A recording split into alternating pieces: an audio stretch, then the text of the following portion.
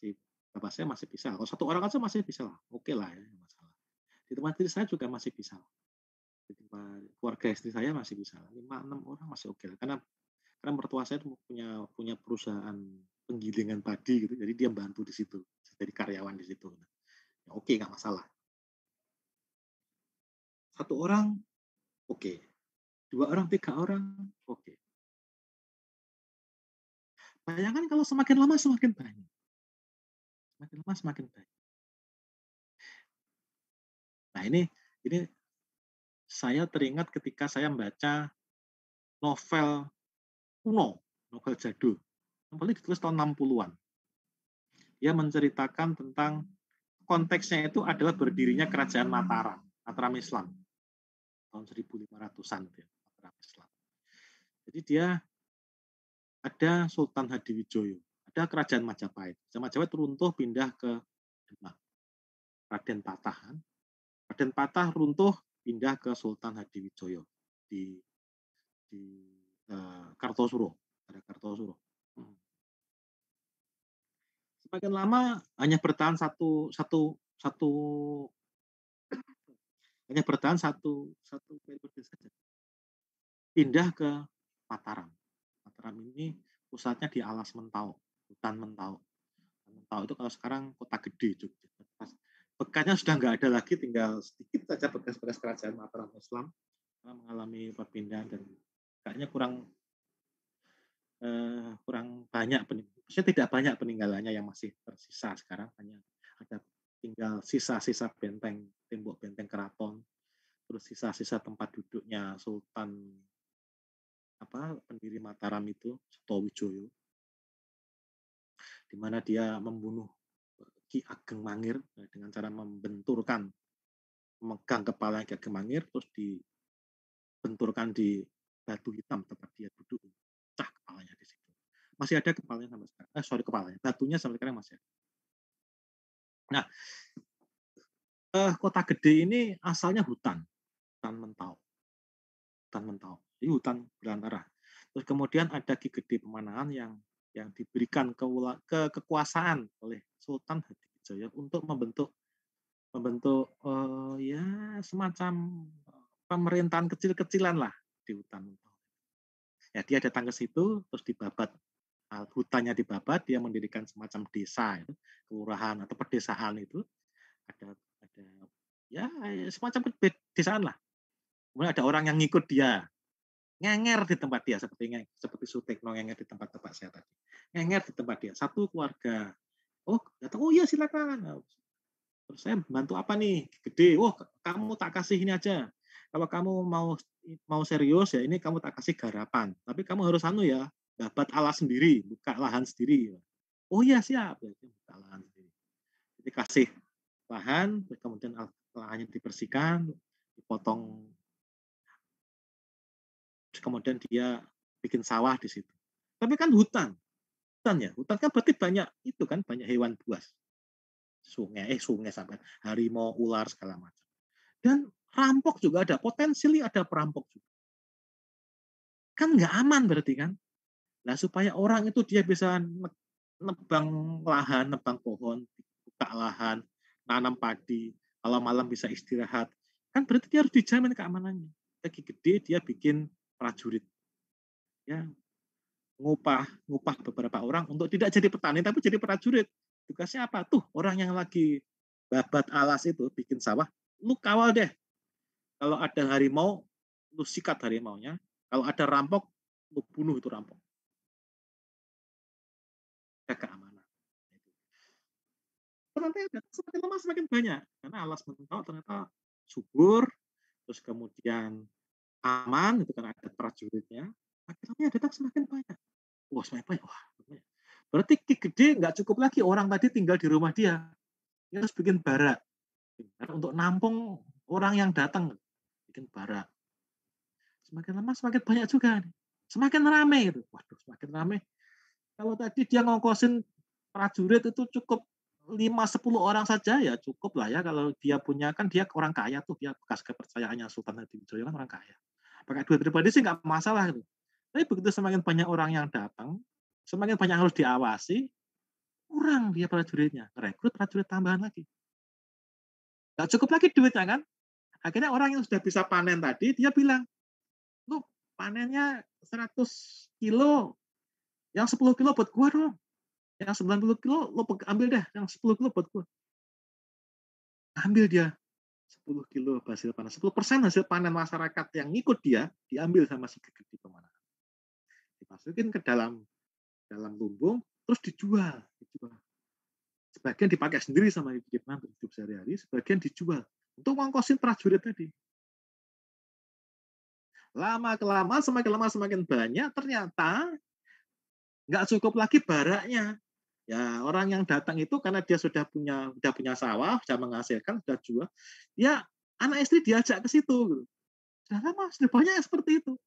Sehingga yang tadinya 1 orang berubah menjadi 3 atau 4 orang, naik 3-4 kali lipatnya.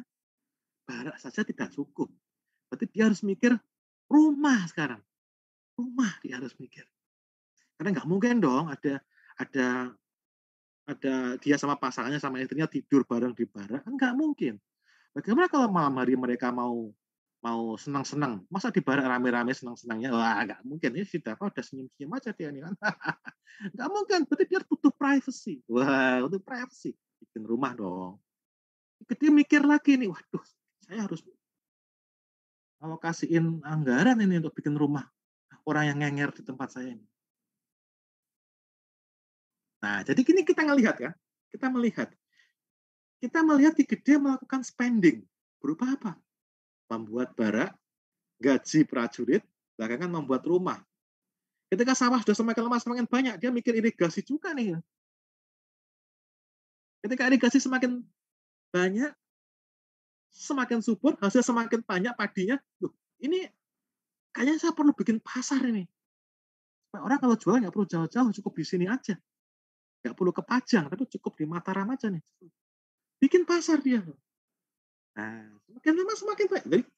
Jadi kita ngelihat di sini ada pola kan, ada spending di sini, ada expenditure, bahasa kerennya ada expenditure berupa gaji pegawai, kemudian ada capital expenditure berupa bangun barak, bangun rumah, bangun bendungan, bangun irigasi. Anak kan juga harus sekolah, anaknya orang-orang itu. Dia juga harus mikirin sekolah juga. Dia harus mikirin mikirin guru yang ngajar di sekolah. Expenditure. Nah, terus revenue-nya dapat dari mana dia? Wah, dia mungkin mikir, waduh, ini kok 10% ini. Kayaknya semakin banyak yang harus saya urus ini nggak cukup nih 10% lagi nih. 20% deh. Dinaikkan lagi pajaknya kan 2 kali lipat 20%. Nah, dari sinilah muncul pengelolaan. Muncul pengelolaan. Nah, inilah yang dimaksud dengan public finance. Di mana yang aslinya sebetulnya Ki Gede tidak mikir sampai ke sejauh itu ya. Tapi ketika dia semakin lama semakin banyak orang yang ngenger ikut dia, dia jadi mikir kan, saya mesti bangun sekolah, saya mesti bangun bendungan, bangun irigasi, bangun sawah, bantu jualin, bikin pasar, bikin marketplace, gaji prajurit, gaji guru, gaji keamanan, bikin tentara. Ada juga sisi revenue. Nggak mungkin kalau diangkosin sendiri semuanya. Nggak mungkin. Dia mikirin masalah pajak. Kalau 10% hasil panen dia serahkan ke Ki Gede, nggak cukup lagi. Sekarang harus 20%. Karena kebutuhan dia semakin banyak. Nah, ini yang disebut dengan public finance. Public finance. Karena yang diselenggarakan oleh Ki Gede tadi, prajurit, itu siapa sih yang butuh gitu ya? Ya, kalau Ki Gede tidak menyediakan prajurit, ya orang tidak akan bakal mau ngikut Ki Gede. Kalau nggak ada orang yang mau ngikut Ki Gede, ya perdikan dia tanah Mentaram ya semakin lama semakin sepi gitu. Mati ya, jadinya kota mati. Jadi kota mati. Emang ada kota mati? Ada. Di Australia itu banyak kota mati. Kota yang aslinya dia rame, gara-gara ada mining, tambang emas gitu. Begitu tambangnya habis, orang kabur semua, sepi. Ada kota di Australia itu saya lupa namanya, di Australia Barat, yang setiap yang rame itu hanya seminggu setahun. Seminggu setahun. Ketika ada festival musik di daerah situ. Dan itu sengaja event yang sengaja dibikin oleh pemerintah supaya ada orang mau ke situ, kira-kira seperti itu. Itu Kota Mati dulu dia ramai karena ada tambang emas. Kita tambang emasnya habis ya sudah, ya selesai, habis mati kota. Nah, itu tidak mau itu terjadi. Makanya dia ada kepentingan supaya dia semakin lama semakin ramai. Makanya dia menyediakan apa yang namanya public goods. Nanti akan kita bahas nanti di minggu-minggu nanti. Public goods-nya berupa apa? Berupa bendungan, berupa irigasi, berupa keamanan, pasar, itu public goods semua. Public goods. Seperti itulah perkembangan public finance. Apakah selalu seperti itu? Tidak. Tidak selalu seperti itu. Ini bayangkan ya, di, di, di dunia ini, di jagat ini, sistem perekonomian itu laksana sebuah kontinum. Kontinum itu adalah garis ya, garis begini ya, garis dari kiri sampai ke kanan ya. Kontinum itu seperti itu, garis gitu. Garis. Di satu sisi ada negara-negara yang beberapa negara, sebagian kecil negara, tidak banyak, yang tidak mengenal apa itu public finance. Mengapa? Karena semua hal diurusi oleh negara. Semuanya diurusi negara. Ada yang bisa kasih contoh nggak? Negara yang seperti itu. Semua hal sampai sekecilnya diurusi oleh negara. Singapura mungkin, Pak. Oh, Singapura kapitalis, Mas. Negara yang cenderung komunis mungkin, Pak. Seperti Rusia, Kuba. Nah, tepat sekali. Ada tadi bilang negara yang cenderung komunis ya. Rusia, Kuba. Rusia sekarang kapitalis, Mas. Kuba yang masih mempertahankan sistem perekonomian yang komunis. Dan yang mungkin Anda kelupaan, terkenal banget adalah Korea Utara. Korea Utara itu komunisme. Kuba seperti itu. Venezuela nyaris seperti itu. Nyaris seperti itu. Bayangkan Indonesia dikelola oleh Kim Jong Un, misalkan Kim Jong Un jadi presiden di Indonesia. Bayangkan aja seperti itu ya. Anda mau beli Indomie di warung depan rumah. Kira-kira yang bikin Indomie itu kira-kira siapa? Pemerintah, Pak. Pemerintah. Yang nempelin harga Indomie itu berapa? Berapa itu siapa kira-kira? Pemerintah juga, Pak. Pemerintah juga. Semuanya dikerjakan oleh pemerintah. Yang ngatur barang pemerintah. Yang ngasih harga barang pemerintah.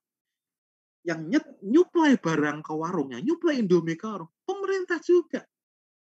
Jadi public finance sama sekali tidak berlaku di situ. Karena semuanya dikerjakan oleh pemerintah. Tidak ada aktor privat di situ. Sama sekali tidak ada. Sistem komunisme. Tapi barangkali mungkin harus saya sampaikan bahwa komunisme itu tidak sama dengan ateisme ya. Komunisme dengan ateisme itu beda. Komunisme itu sistem politik seperti tadi itu, seperti di Korea Utara, Kuba itu, ya itu komunisme. Tapi itu bukan berarti semua orang yang tinggal di Kuba sama Korea Utara itu ateis, tidak percaya Tuhan. Tidak seperti itu. Di Australia itu mereka bukan negara komunis, tapi di sana banyak orang ateis di Australia. Banyak orang yang tidak percaya Tuhan. Banyak juga orang yang agnostik di Australia. Banyak juga, tidak masalah.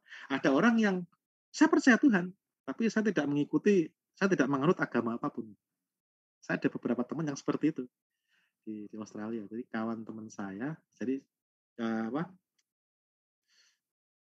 anak saya kan sekolah SD di sana, kemudian dia salah satu sesama orang tua murid di sana itu suatu saat ngobrol-ngobrol gitu, main gitu, terus dia cerita bahwa saya memang dibesarkan di lingkungan Katolik, ibu saya Katolik, saya sekolah Katolik, sampai SMA saya sekolah Katolik, tapi setelah itu saya kehilangan kepercayaan pada ajaran Katolik. Saya masih percaya Tuhan, tapi saya tidak lagi percaya pada ritual. Nah, orang kayak gitu tuh banyak banget di Australia. Suatu saat saya ketemu pas jalan-jalan di kota, di Perth, jalan-jalan, ada satu kelompok orang yang nyanyi lagu-lagu rohani, lagu gereja rohani. Satu kelompok. Terus di dekat situ ada tenda. Yang tenda ini isinya adalah Muslim. Jadi orang Islam dia bikin tenda di situ, isinya adalah dia bagi-bagi Quran, bagi-bagi apalagi, dia bikin kuis, terus dia melayani tanya jawab. Kalau ada orang yang pengen tahu tentang Islam, pengen ngobrol, mereka melayani. Terus dia bikin kuis tuh, ya kuis tentang religi lah misalkan, ya tentang Adam, tentang segala macam lah tentang religi. Terus ada orang tanya-tanya, di antara dua orang itu ada satu orang yang naik sepeda. Nah, sepeda parkir di situ. Wah, ini kalau ada fotonya mungkin saya bisa share nih. Orang ini gila nih ya. Mungkin kalau kita bilang gila ya, kalau kita masih gila. Ya, sepedanya diparkir di tengah-tengah antara dua kelompok itu. Dia bikin poster kertas itu, dia pakai kertas besar, tulis pakai font besar-besar, dia tulis semua agama itu bikinan manusia. Nah, dia bilang begitu. Terus dia bawa di sini ada yang ngefan sama Manchester United nggak? GGMU. Wah, dia Dava nggak ngaku dia sama GGMU, dia nggak ngaku dia. Nggak apa-apa bos, ngaku aja bos, nggak masalah bos, nggak usah malu bos. Saya PSG Pak. Waduh, PSG, waduh. Oke, bagus lah. Saya turut berduka cita lah kalau yang PSG lah. Tersingkir dari Liga Champions sama lah dengan nasibnya dengan GGMU lah ya. Lah si orang ini bisa kembali ke yang sepeda tadi, dia tuh membawa simbol seperti simbolnya Manchester United itu. Terus dia nulis, tenang, setan itu suka pada Anda. Ya, dia bilang begitu. Nah, saya dekati Anda, saya dekati dia orang itu, terus kemudian saya tanya, ngapa nih kamu kok sedemonstratif ini gitu di ruang publik ini gitu. Oh, tenang saja Pak, ini keyakinan saya memang seperti ini. Saya seorang ateis dan keyakinan saya seperti ini. Maka apa kamu kok di sini gitu?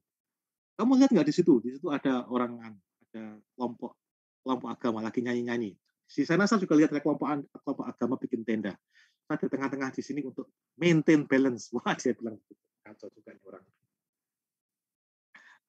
Wah, ini seperti itu. Jadi itu di negara-negara yang memegang teguh sistem komunisme, public finance nggak laku. Karena semuanya dipegang oleh negara. Di ekstrim yang lain, ada negara yang menganut kapitalisme murni atau maunya menganut kapitalisme murni. Ini adalah negara di mana mereka percaya bahwa peran negara itu harus dibatasi sekecil mungkin. Haram hukumnya bagi negara untuk intervensi di dalam urusan yang sifatnya perekonomian. Semuanya harus diserahkan kepada swasta. Karena dengan swasta, orang itu akan efisien. Karena ada apa? Supply demand. Ada supply, ada demand, ada. Nah, interaksi supply demand, orang itu akan memberikan harga membeli barang sesuai dengan fair value atas barang itu. Jadi kalau barang itu tidak worth it, ya dia tidak akan laku. Misalkan HP gini ya, HP itu kalau orang melihat the value atas HP itu mahal, maka dia akan dibeli mahal. Tapi kalau melihat the value HP itu rendah, maka dia tidak akan laku. Sehingga orang akan berlomba-lomba. Ada persaingan untuk memberikan value yang sebanyak mungkin, sebagus mungkin kepada konsumen. Ingat nggak kalau Anda masih ingat pelajaran mikro makro? Adam Smith pernah bilang, kalau Anda makan daging, dan dagingnya itu enak, itu bukan kok berarti si tukang daging yang ya karena kok dia saya harus menyediakan daging yang jos, yang empuk, bukan. Kalau Anda makan roti dan rotinya itu enak, Itu bukan berarti, wah saya harus membuat roti yang resepnya paling jos, empuk, kalau dimakan legit, sehingga orang menjadi bahagia. Enggak, omong kosong. Yang ada adalah orang bikin roti seenak mungkin, supaya dia balik ke toko Anda, balik terus, beli terus-terusan. Sehingga dia bisa untung. Self-interest. Self-interest. Yang untung siapa? Konsumen, karena dia akan mendapatkan produk yang sebaik-baik. Self-interest. Nah ini, jadi di negara yang menganut paham seperti itu, public finance nggak laku juga, Pak. Karena peran negara adalah nol besar, kosong. Nol negara itu perannya kosong. Karena semua dikerjakan oleh swasta. Ada nggak yang seperti itu? Nggak ada, Pak. Nggak ada. Amerika maunya seperti itu, tapi berantakan hasilnya. Berantakan seperti itu. Public finance itu ada di antara kedua sisi ekstrim itu. Antara negara yang murni kapitalis dan negara yang murni komunis. Public finance ada di tengah-tengah itu. Ada. Makanya kalau Anda lihat, sebetulnya Anda masih ingat nggak ketika ada persaingan sempurna, ada pasar persaingan sempurna, itu asumsinya apa supaya terjadi pasar persaingan sempurna? Masih ingat nggak? Masih ingat nggak Alfian, pelajaran ekonomi mikro Alfian? Pasar persaingan sempurna syaratnya apa? Dapat banyak kompetitor dan Banyak kompetitor ya? Iya, gitu ya? Halo? banyak pembeli dan penjual, Pak. Banyak pembeli dan penjual. Betul, satu asumsi. Jadi pembeli dan penjual itu banyak, sehingga ada persaingan. Artinya apa? Tidak ada penjual yang bisa mendikte pasar. Dan tidak ada pula pembeli yang bisa mendikte pasar. Karena banyak. Karena kalau si A, misalkan saya jualan mie ayam gitu ya, saya tidak akan bisa mendikte pasar bahwa saya tidak akan bisa jual harga yang mahal. Mengapa? Karena kalau saya jual harga yang terlalu mahal, orang akan pindah ke tetangga sebelah yang jual mie ayam juga. Gitu. Tetangga sebelah juga jualan mie ayam. Nah, itu berarti apa? Tidak bisa kita mendikte pasar. Karena yang penjual banyak, pembeli juga banyak. Nah, itu. Itu pertama. Kedua, apalagi kira-kira? Tadi pembeli dan penjual banyak. Selain itu, apa kira-kira? Yakub, masih kan nggak Yakub? Ilmu ekonomi mikro. Masih, Pak. Apa tuh kira-kira? Barang yang diperjualbelikan bersifat homogen, Pak. Nah, ada nggak barang yang sifatnya homogen? Yang sama persis.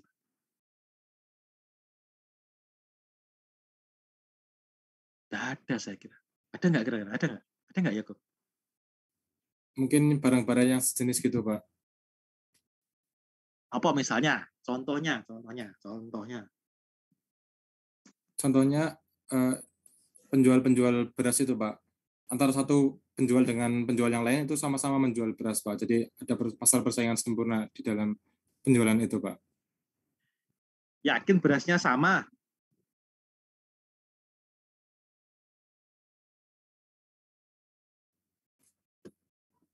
Bisa sama, bisa juga ada perbedaan dari jenis berasnya, Pak.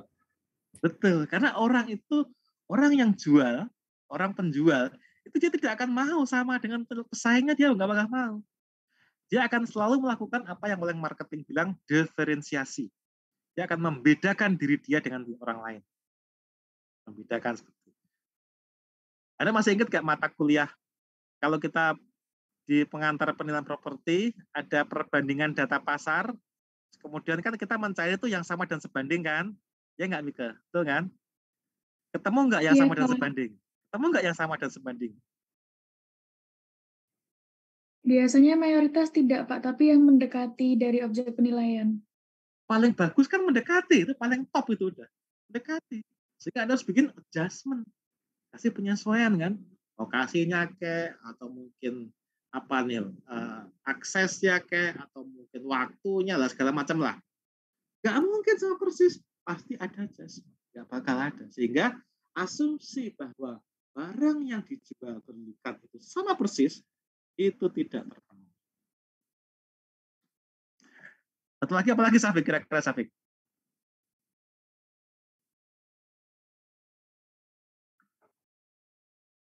Apalagi kira-kira? Tadi kan ada penjual pembelinya banyak, terus Yakub bilang barangnya sama persis. Nah, yang ketiga apa kira-kira?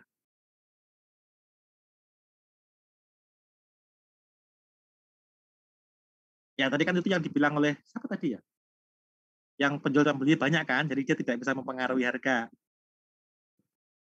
Selain itu, selain ketiga itu. Nah, informasi penting banget informasi. Informasi itu terbuka. Nah, seakan itu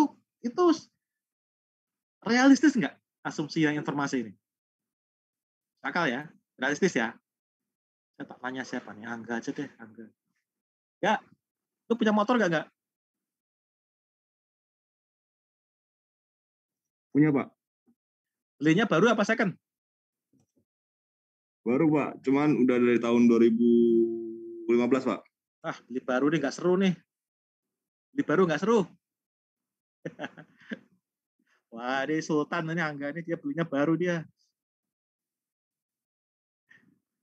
Saya Nabila aja deh.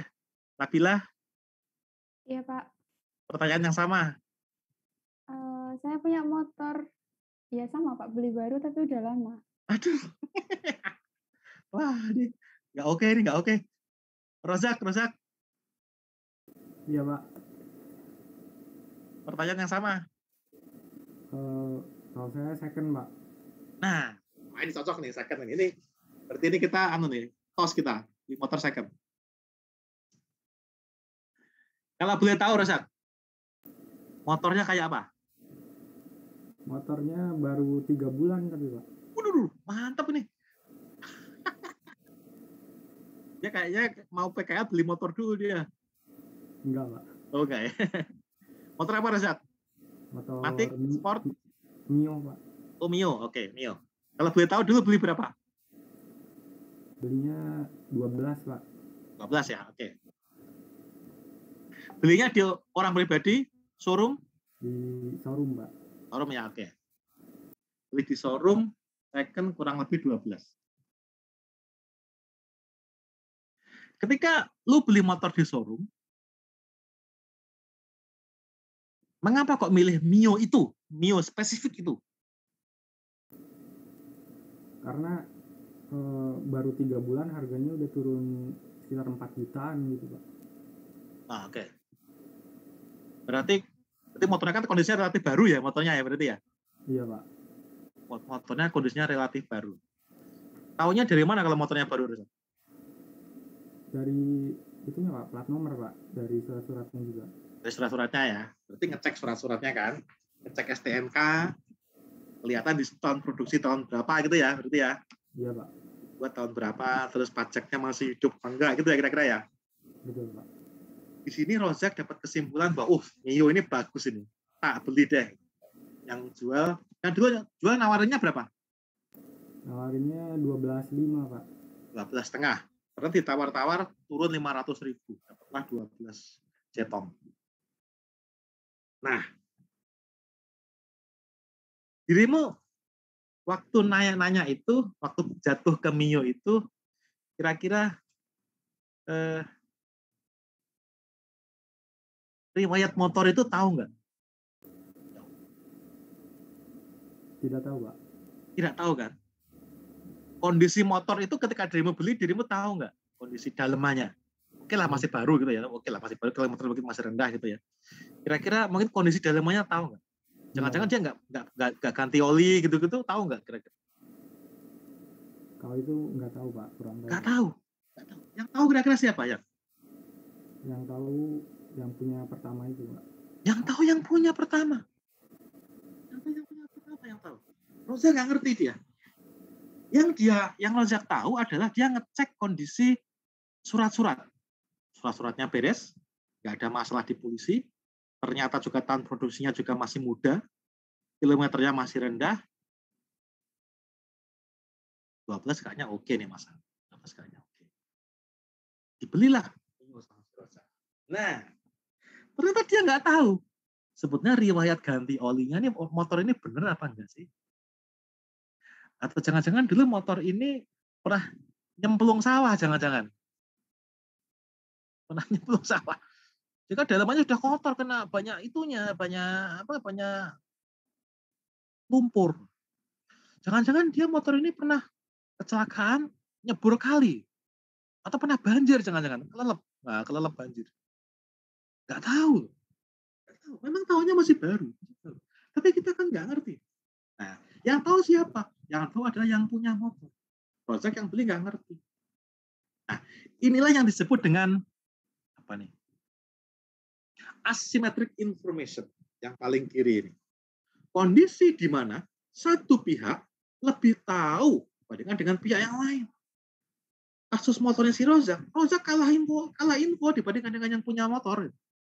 Rozak emang ngerti ini motornya, tapi dia kan nggak tahu apakah motornya ini pernah kelelep banjir, jangan-jangan pernah kebanjiran, nggak ngerti. Apakah jangan-jangan motor ini pernah nyemplung kali, kecelakaan, nggak tahu juga. Nggak ngerti. Asymmetric information.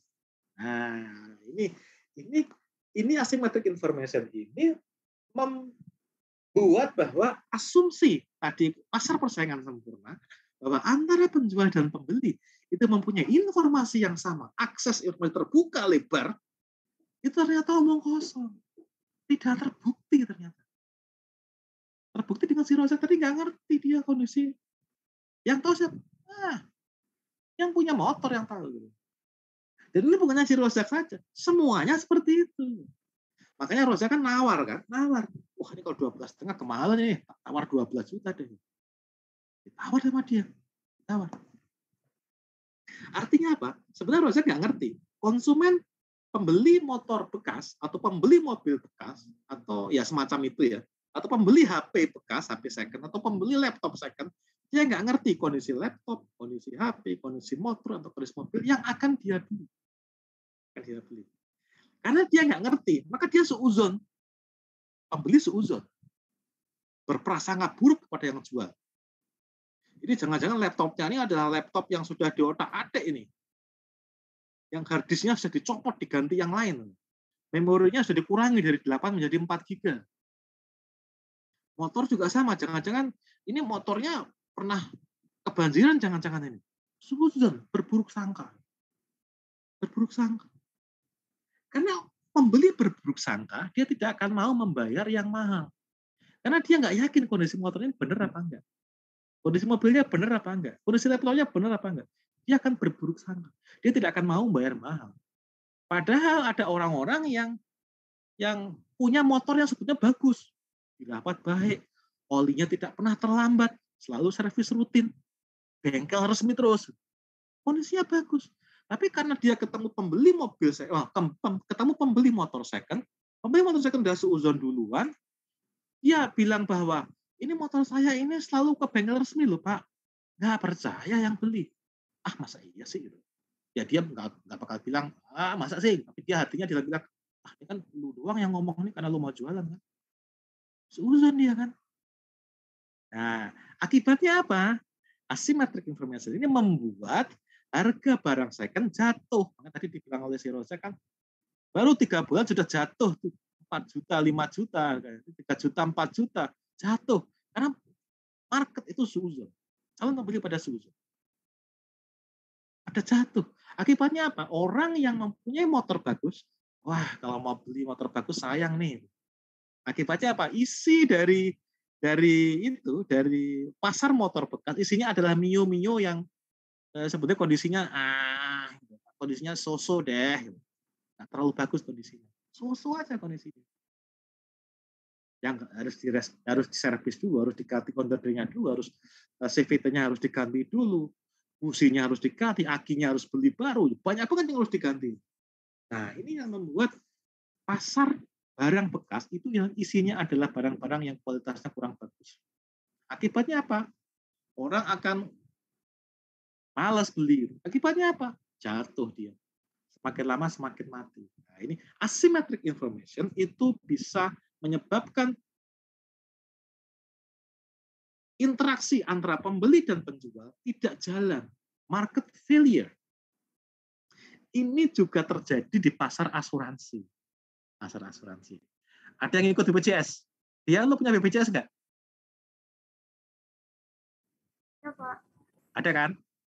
Lo sering sakit nggak? Sering sakit nggak? Enggak, Pak. Tapi Nggak pernah kan? ke puskesmas sih, Pak. Oke.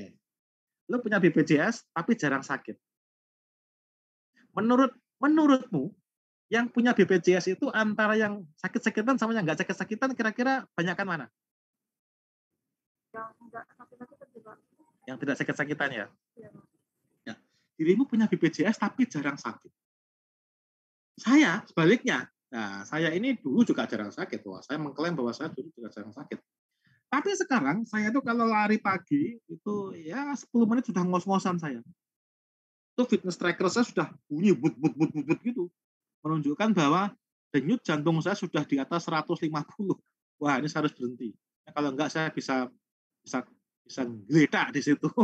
Sama seperti kasusnya Aji Masai dulu kan main futsal tiba-tiba geluntung. Sama kasusnya pemain bulu tangkis yang lagi main di Serpong di BSD bagaimana? Di Alam Putra lagi main seru-serunya, tahu dia meninggal aja kan. Nah, itu karena dia jantungnya sudah nggak kuat lagi. Nah, saya tuh seperti itu. Plus saya kalau cek tensi darah, wah 130 itu saya sudah 130 90 saya sudah terhitung normal itu. Rekor saya pernah yang atasnya itu 170 rekor saya. Saya sekarang tiap hari rutin harus meminum obat yang bisa mengendalikan tekanan darah. Kalau enggak saya bisa stroke. Makanya saya punya asuransi. Punya asuransi sehingga kalau suatu waktu saya ke rumah sakit ada cover asuransi. Orang seperti saya ini adalah orang yang tidak diinginkan oleh asuransi. Mengapa? Karena potensial merugikan mereka. Sebaliknya orang-orang seperti siapa tadi ya Pak tanya ya? Seperti Anda ini kalau BPJS itu yang dicari oleh BPJS. Karena pertama nggak pernah pakai dan juga nggak berdoa nggak mau pakai sih ya sebetulnya sih ya. Mereka itu Anda tuh bayar ke BPJS tapi tidak pernah pakai BPJS. Bayar taruhlah berapa? 100.000 per bulan itu. Saya bayar 100.000 per bulan, tapi sering pakai. Lah BPJS nggak mau orang kayak saya. Makanya asuransi itu dia itu akan selalu ngecek sebelum dia nerima nasabah, dia akan ngecek orang ini risikonya tinggi apa enggak ya. Oh, ternyata dia ngerokok. Wah, ini potensi masalah nih orang ini nih, potensi ngeklaim nih. Oh, dia minum. Wah, potensi ngeklaim ini. Wah, bahaya ini. Kayak saya ini kan dulu waktu zaman kuliah saya minum. Wah, ini bahaya nih. Potensi ini. Tapi yang tahu kan saya saja. BPJS nggak ngerti itu. BPJS nggak ngerti kalau saya itu minum. Asymmetric information, di mana saya bisa lebih tahu dibandingkan dengan BPJS. Akhirnya apa? Asuransi itu isinya adalah orang-orang yang kayak saya, orang-orang yang sakit, orang-orang yang gampang sakit, yang most likely akan perlu asuransi. Tapi sebetulnya kalau kayak misalkan Nabila atau nama Yakub itu sebenarnya nggak punya asuransi juga nggak masalah karena dia tidak akan sakit dalam waktu dekat ini. Jadi isinya asuransi itu adalah orang-orang yang sakit. Ini namanya kalau dalam bahasa teknisnya adalah adverse selection. Isinya adalah jelek-jelek, yang jelek-jelek. Asuransi itu isinya adalah nasabah yang pemegang polis yang gampang sakit. Pasar motor bekas isinya adalah motor-motor yang bosok-bosok. Pasar laptop bekas isinya adalah laptop yang dalamnya itu gampang rusak. Adverse selection. Nah, itu yang menimbulkan market failure. Makanya di sini pemerintah dia intervensi dengan cara membentuk BPJS yang mewajibkan asuransi itu berlaku untuk semua orang. Kalau nggak mau punya BPJS, jangan ngurus SIM. Karena kalau mau ngurus SIM harus punya BPJS. Kalau nggak punya BPJS, jangan ngurus STNK. Karena kalau mau perpanjang STNK, kamu harus bisa nunjukin kartu. Nah, itu bentuk intervensi pemerintah untuk mengatasi market failure. Nah, itu berarti ini apa? Kegagalan pasar. Kalau di negara kayak yang ingin nganut pasar lintas kayak Amerika Serikat, Dia nggak mau, dia kayak kita nih punya BPJS itu nggak mau. Bagi pemerintah Amerika Serikat, bagi Amerika Serikat itu asuransi harus disediakan oleh lembaga perusahaan asuransi, bukan oleh pemerintah. Karena dengan ada perusahaan asuransi, ada Allianz, ada Prudential, ada segala macam, itu mereka akan bersaing sehingga mampu memberikan premi yang baik, layanan yang baik bagi nasabah, pemegang polis. Buat apa pemerintah turut campur? Tapi Amerika lupa kalau ada market failure. Amerika lupa kalau ada yang namanya asymmetric information yang membuat pasar asuransi isinya adalah orang-orang sakit. Orang-orang sakit adalah ngeklaim polis mulu isinya. Berarti apa? Semakin lama polisnya akan semakin mahal. Karena apa? Dia butuh ngongkosin klaim kan? Kan harus dibayar kan? Dia klaim harus bayar. Klaim tiba-tiba ditutup di pengadilan dia. Lama-lama dia polis itu isinya semakin mahal. Semakin mahal polis mengakibatkan semakin tidak terjangkau. Akibatnya di Amerika itu banyak orang yang tidak mempunyai asuransi kesehatan. Negara juga tidak menyediakan asuransi kesehatan. Akibatnya di Amerika Serikat orang miskin tidak boleh sakit. Itu yang kita ikuti. Orang miskin tidak boleh sakit. Sampai akhirnya disediakan BPJS, walaupun sebetulnya mungkin ya belum sampai ke sana. Di Amerika Serikat seperti itu. Anda miskin, Anda tidak boleh sakit. Karena untuk sakit ongkosnya mahal. Ya kira-kira seperti itu. Nah, di kita sudah mendingan. Nah, ini beda misalkan dengan di Australia atau di Inggris, beda. Di Australia itu ada lembaga namanya Centrelink. Lembaga Centrelink ini dia menyediakan, salah satunya yang dia sediakan adalah Medicare. Medicare itu dia menyediakan asuransi gratis bagi semua warga negara dan permanent resident atau mereka yang mau izin tinggal tetap di Australia. Artinya apa? Kalau Anda sakit, Anda ke dokter, langsung datang aja ke dokter, diperiksa dokter, nebus obat di situ, tanpa perlu bayar sepeser pun. Karena nanti dokter akan nagih ke negara. Dokter nagihnya akan ke Centrelink. Mereka menyebutnya bulk bill. Jadi kalau setiap periode waktu tertentu, ya seminggu atau 2 minggu gitu, saya 2 minggu ini saya ada 100 orang pasien datang ke tempat saya, ke klinik saya. Tagihannya adalah $5.000, ya, nagihnya ke Centrelink. Saya yang sakit datang aja ke klinik, periksa di situ, pulang tanpa bayar 1 peser pun. Itu yang dilakukan di di Australia. Kalau BPJS kan kita masih bayar iuran bulanan ya. Iuran bulanan kan masih bayar kan, 150.000, 200.000 gitu kan. Ya enggak? Saya, lu berapa BPJS saya? Sebulan saya.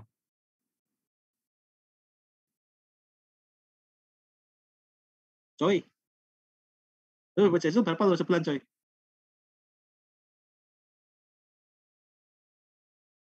Wah, menghilang saya. Oke. Nah, itu 2 ekstrim, Mbak. 2 ekstrim di Amerika Serikat sama di Australia. Rata-rata negara Eropa itu menganut sistem seperti di Australia, termasuk di Inggris. Nah, Jerman kayaknya enggak. Jerman dia mirip-mirip di Amerika Serikat. Itu nanti akan kita diskusikan lebih dalam di namanya adalah asuransi sosial, social insurance tadi. Nah, kira-kira seperti itu. Market failure, BPJS ini merupakan salah satu bentuk intervensi pemerintah. Di UK namanya NHS, National Health Service, itu bentuk intervensi pemerintah. Di Australia namanya Medicare, itu bentuk intervensi pemerintah. Dulu Amerika Serikat ada yang namanya Obamacare.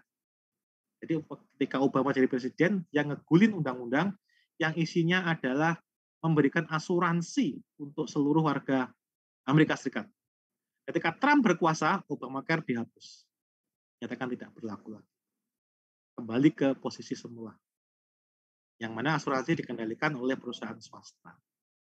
Nah, mereka lupa bahwa ada market failure yang membuat banyak warga masyarakat tidak punya asuransi kesehatan. Yang kalau dia sakit, dia nggak punya ongkos, ya sudah, selamat tinggal, itu aja. Amerika Serikat. Orang miskin dilarang sakit.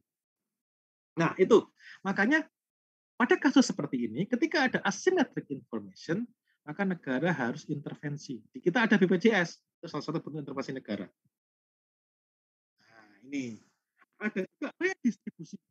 Nah, ini saya akan kembali kepada demand supply. Ketika Anda kembali kepada pelajaran ekonomi mikro, atau mungkin mengantar ilmu ekonomi ya, maka yang menjadi concern itu adalah efisiensi. Ekonomi dibilang efisien kalau resources itu bisa menghasilkan return yang setinggi mungkin. Setinggi mungkin. Ya, sekarang misalkan nih ya, misalkan saya punya duit 100 juta. Di sini ada Nabila sama ada Yakub. Saya bilang ke dua orang ini, Nabila, Yakub, saya punya duit 100 juta. Ini duit saya nganggur di rekening nih. Mau tak investkan? Lu bikin proposal deh ke saya, kira-kira apa yang akan Anda lakukan kalau duit 100 juta ini tak kasihkan ke Anda, tak pinjemkan ke Anda. Lu langsung ngasih return ke saya berapa persen? Kira-kira saya pilih return yang mana nih? Proposal. Yakub bilang bahwa, saya akan bikin sewa kios di pasar, Pak. Akan tak bikin kios jualan restoran, jual makanan. Nabila bilang, saya akan bikin marketplace, Pak. Marketplace saya jualan. Lu bisa jualan apa, Nabila? Jual baju, Pak. Saya akan jualan baju di marketplace, Pak. Lu punya kios di mana, Nabila? Shopee apa Topet? Apa dua-duanya? Shopee. Saya akan jual baju di Shopee. Saya akan mikir gini kan, kalau saya saya akan mikir begini. Yakub mau bikin warung di pasar. Gak oke nih, karena saya ngelihat pasar di dekat rumah saya sepi. Ramenya cuma weekend doang. Kalau hari Senin sampai dengan Jumat sepi. Sabtu Minggu ya oke lah. Omset kayaknya numpuk di Sabtu Minggu. Kemudian saya ngeliat punyanya si Ayu. Ini Lebaran nih. Kok tadi punya siapa sih? Salah ya. Bukan Ayu ya. Ini Nabila, Pak. Nabila. Oh, itu Nabila. Silini. Nabila. Ini mau Lebaran ini. Ini puasa. Minggu depan 2 minggu lagi kita udah puasa. Habis itu Lebaran. Lebaran ini apa nih? Ada THR. Wah, ada THR. Ini duit THR itu pasti habis. Habis THR nanti ada Idul Adha. Idul Adha pasti orang banyak jualan macam-macam nih. Wah, orang pulang kampung nih biasanya Idul Adha nih. Orang nggak kebagian pulang kampung Idul Fitri, Idul Adha dia gitu. Jadi kayaknya dalam 3-4 bulan ke depan kayaknya kalau saya milih Yakub kayaknya kurang oke nih. Saya milih Nabila. Karena saya mikir apa? Bagi saya, kayak proposal Nabila lebih efisien menggunakan duit 100 juta dari saya. Karena saya akan dapat return yang lebih besar. Jualan baju lebih oke dibandingkan dengan jualan bakso di pasar. Itu adalah prinsip ekonomi itu seperti itu. Nah, kalau kalau banyak orang, kalau orang yang tidak semua orang berpikiran seperti itu. Artinya gini, tidak semua orang jago jualan kayak Nabila. Makanya kalau kita ngelihat ada orang-orang misalkan kayak Nadiem Makarim yang dia ketika dia menginisiasi Gojek. Tapi ada juga orang-orang yang kayak saya yang beraninya cuma jadi pegawai negeri. Nah, permasalahannya adalah, kalau Anda mengikuti cara berpikir ekonomis yang pasar bebas itu, maka Anda tidak akan peduli. Anda yang penting bagi Anda adalah duit saya akan beranak pinak. Kalau ternyata orang yang bisa berternak uang itu adalah orang-orang yang bangsanya Khairul Tanjung, bangsanya Nadiem Makarim, bangsanya siapa lagi? Erick Thohir kayak gitu-gitu. Terus kemudian di sisi lain ada orang yang dia hanya bisa menjadi tukang sapu tukang sapu di developer, jadi apa yang tukang bersih-bersih jalan di bersihin jalan,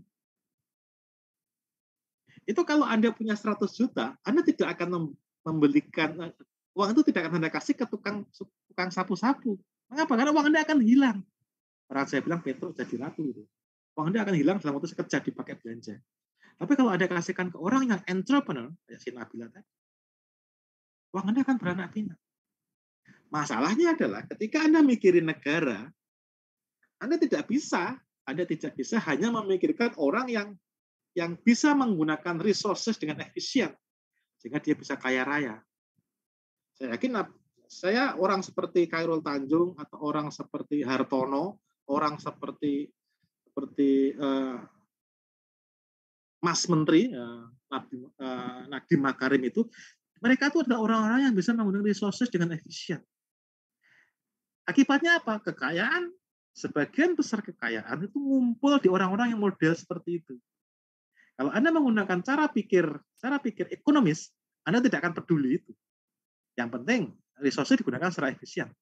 Tapi Anda lupa bahwa ada orang-orang yang tidak seperti mereka. Orang-orang yang sekedar untuk nanti malam aja mereka tuh mikir, nanti malam saya makan apa ya itu. Maka perlu redistribusi. Perlu adanya redistribusi. Bentuknya apa nih? Apa kira-kira redistribusi? Apa Boni?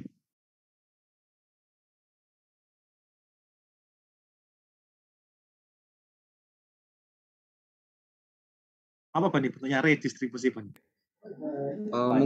Mungkin pajak Pak. Pajak betul. Selain pajak ada juga subsidi. Selain pajak ada subsidi. Nah, jadi ketika ada redistribusi, ketika ada masalah distribusi income yang tidak merata, ada satu kelompok orang yang memegang sebagian besar resources, kayak Khairul Tanjung, kayak Hartono, kayak Nadiem Makarim, tapi ada sekelompok besar orang yang hanya menikmati sebagian kecil resources, perlu ada redistribusi. Caranya bagaimana? Kasih pajak. Bukan hanya pajak, tapi yang progresif. Yang progresif. Yang semakin tinggi pajaknya, semakin kaya orang, maka semakin tinggi. Nah, ini. Makanya di negara-negara Skandinavia, Eropa bagian utara, Prancis, Australia juga termasuk ini kalau dekat dengan kita Australia. Di Eropa bagian utara itu pajak ini besar sekali, Mas. Besar sekali. Besar sekali. Fungsinya apa? Untuk mereka melakukan redistribusi.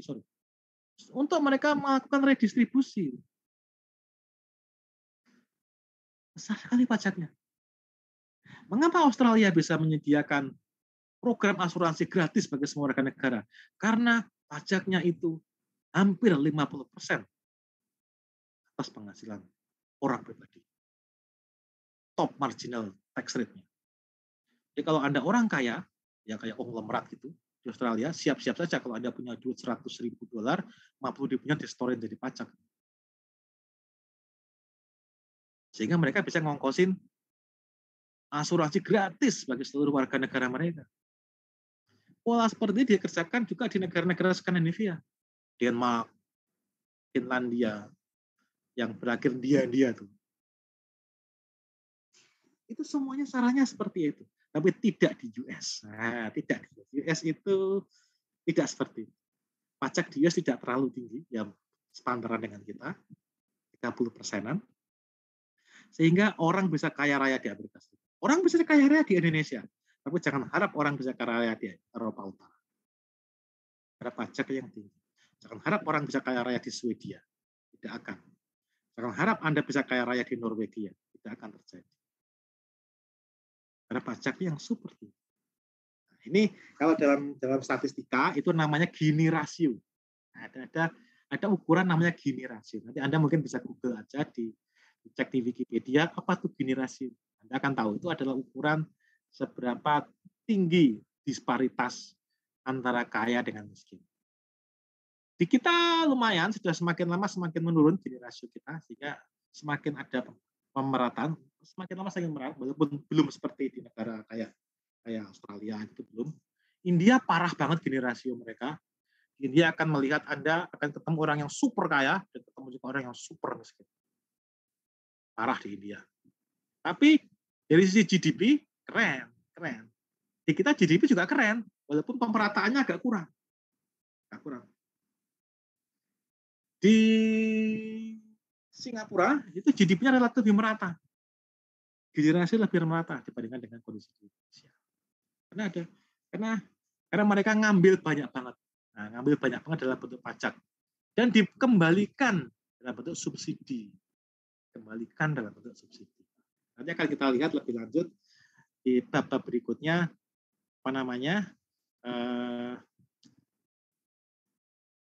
seperti apa sebetulnya kayak subsidi ini, pajak ini seperti apa.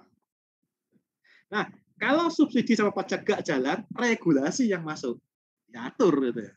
Ini contoh nyata yang sekarang lagi adalah minyak goreng. Minyak goreng yang sekarang lagi oke banget ini. Ayo. Yuk. Terus lu masak nggak yuk? Iya Pak. Lu masak nggak yuk? Apa Pak? Puasa? Masak.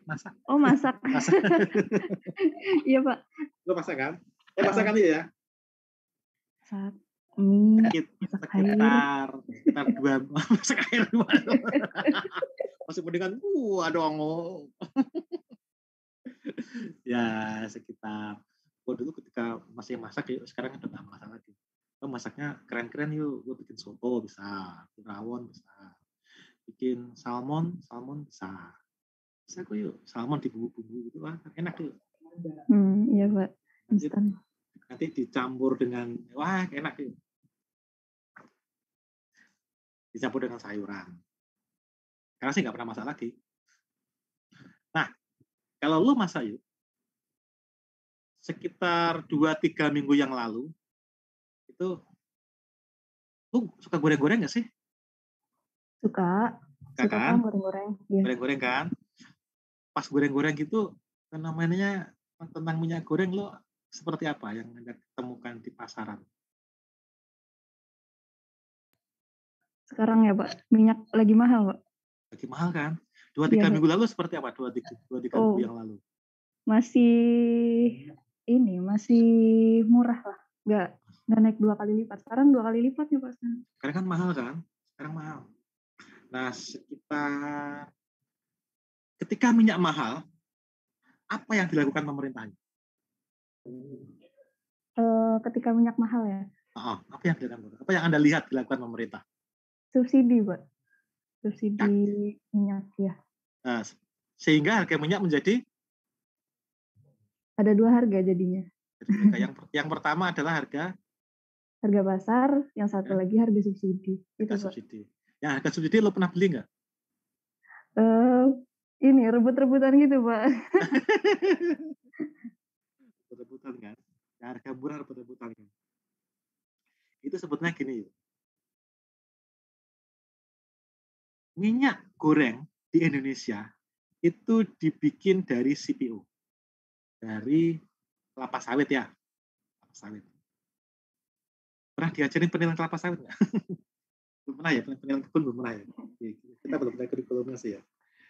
Penilaian kelapa sawit. Jadi minyak goreng yang ada di Indonesia itu dibuat dari kelapa sawit. Lebih tepatnya sabut kelapa sawit lebih tepatnya. Sabut. Jadi bukan kernelnya, bukan kelapanya, bukan, tapi sabut. Kelapa sawit itu sebagian besar minyaknya itu adanya di sabut kelapanya. Jadi di sabut kelapa sawit. Nah, beberapa tahun belakangan ini pemerintah itu menggalakkan penggunaan biodiesel.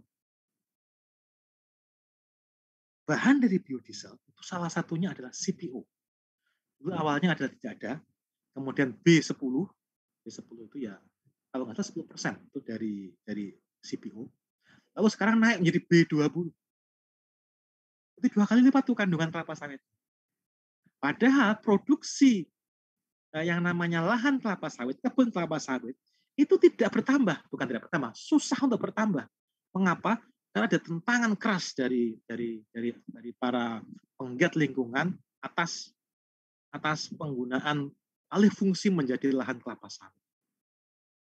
Ada tentangan keras. Kita juga dapat tentangan dari Uni Eropa atas ekspor kelapa sawit dengan tuduhan bahwa kebun kelapa sawit kita itu berbahaya bagi lingkungan. Dan emang iya. Berbahaya bagi lingkungan. Makanya susah untuk nambahin luas kebun kelapa sawit. Tapi demand untuk CPO itu banyak. Semakin tinggi gara-gara B10, B20 tadi. Plus orang kita suka goreng-goreng. Ayu sukanya goreng-goreng. Semuanya digoreng sama Ayu. Tempe digoreng, tahu digoreng, ikan digoreng, ayam digoreng. Nasi juga digoreng. Semuanya digoreng. Sama yang nggak digoreng, mau saja yang nggak digoreng. Sama dosen yang nggak digoreng. Demandnya tinggi. Demandnya tinggi. Sehingga apa? Harga naik. Harga naik. Kemudian pemerintah kan bilang kan, wah ini banyak yang komplain kok harga minyak tinggi banget nih. Ya udah kalau butuh tak kasih aturan harga minyak tidak boleh lebih dari 14.000. Paling mahal 14.000 deh. Nah, Sepang ikut kan harga minyak 14.000. Cuman seperti dibilang Ayu tadi, rebut-rebutan. Belakangan malah kosong kan, nggak ada yang jualan. Karena memang sebetulnya kalau tadi dibilang subsidi, enggak. Pemerintah tidak menyubsidi. Pemerintah hanya bilang bahwa kalau kamu mau jual minyak goreng itu paling tinggi seliter 14.000 loh. Padahal dia kulaannya, orang saya bilang kulaannya itu 20.000, gampangnya begitu ya. Dia tuh belinya 20.000. Lah kok dia disuruh jual 14.000 ya? Yang 6.000 ini siapa yang nanggung ini 6.000 ini? Dulu dia belinya itu 20.000. Nah, kok sekarang disuruh jualan 14.000? Yang 6.000 siapa yang nanggung? Pemerintah? Enggak. Dia enggak nanggung. Dia cuma bilang bahwa lu kalau jual 14.000. Nah, siapa yang mau jualan 14.000 dia belinya 20.000? Akibatnya apa? Akibatnya Anda lihat kan berita minyak goreng di daerah Serang disimpan ada sekian ton gitu ya. Di Sumatera Utara sekian ton ada di gudangnya kelompoknya Indofood. Sekian ton. Itu dipegangi sama dia. Lawang dia ongkosnya 20.000 kok disuruh jual 14.000. Ya nggak bakalan dia jual, nggak bakalan dia lepas stoknya. Pokoknya 14.000. Ayo kuat-kuatan lu, kuat siapa? Aku tak tahan barangku. Akhirnya sekarang kuat siapa? Kuat pemerintah apa kuat produsen minyak goreng? Produsen minyak goreng, Pak. Karena pemerintah udah nyabut HES. Betul. Akhirnya memang dicabut. Diputuskan bahwa sesuai dengan arahan pimpinan, diputuskan bahwa ngikuti harga pasar deh. Nah, rak yang tadinya kosong, sekarang lama-lama ada isinya. Tahu-tahu minyak goreng muncul aja, tahu-tahu kan? Rak yang tadinya kosong, tahu-tahu ada. Wing. Berarti sebetulnya nggak ada langka itu. Yuk, sebetulnya nggak ada, yuk rebut-rebutan yuk sebetulnya yuk. Ditipu aja yuk, nggak ada rebut-rebutannya. Barangnya ada itu di gudang semuanya nggak dilepas sama produsen. Iya, mungkin ini Pak, produsennya itu juga kadang takut gitu pas nurunin barangnya. Takutnya ada penggeledahan gitu Pak. Terus ternyata, oh iya penimbunan gitu. Iya, betul. Padahal mereka pengen distribusi ke agen-agen yang lain gitu Pak. Tapi mereka distribusinya itu tidak pada harga 14.000. Nah, itu iya, harga pasar dia yang 20.000 seliter itu. 24.000 Pak sekarang. 20.000 sekarang ya, 24.000 seliter gitu. Iya, Jadi kalau 2 liter aja 48.000, 50.000. Yang segitu, barang sih ada. Nah, sebetulnya kalau pemerintah serius mau bantu gitu ya, mau bantu. Oke, lu jual 14.000 karena lu belinya 20.000, 24.000, ini kan ada 10.000 nih yang lu tombok kan. Nih, nggak usah lu tombokin, Pak, ganti tombokan, pakai subsidi. Kasih subsidi 10.000. Jangan hanya omong kosong. Kalau omong kosong juga seperti itu. Seperti hukum ekonomi bilang, kalau seperti itu, yang ada adalah apa? Yang pertama adalah suplai akan menghilang. Satu, itu jelas. Yang kedua, suplainya pindah ke mana? Ke pasar gelap. Pindah ke pasar gelap. Itu sudah teorinya sudah seperti itu. Ya, itu memang seperti itu yang terjadi. Nah, ini regulasi ini yang sisi sebelah kanan ini itu Kalau nggak bener ya kejadiannya kayak minyak goreng itu. Memprihatinkan sebetulnya. Memprihatinkan. Apa ya kira-kira seperti itulah ya kondisi kita. Ini adalah titik di mana sebetulnya ketika pemerintah tahu bahwa gara-gara kebijakan dia B10, B20 itu berkontribusi kepada tingginya demand atas CPO, dia harusnya mulai nyiapin ini nih. Nyiapin ini karena dia akan tahu ketika demand tinggi, harga pasti naik. Harga pasti naik itu apa? Ini kita sikat. Kita masukin di sini, kita siap-siapin di sini. Nah, ini kita harus main di sini. Jangan kok langsung dikasih batasan 14.000 tanpa ngomong apa-apa. Wah, ini kan kacau urusannya.